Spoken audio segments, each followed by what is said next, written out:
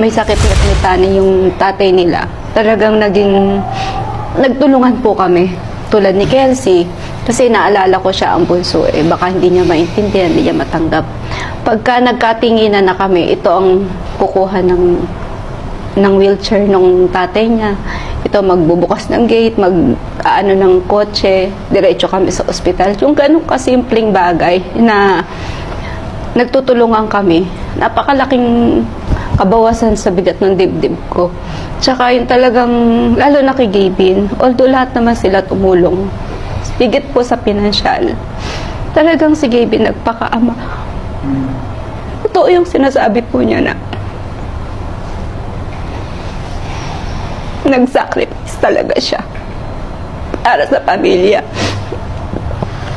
Naadap po kasi niya yung kung ano yung meron yung papa niya. Kasi yung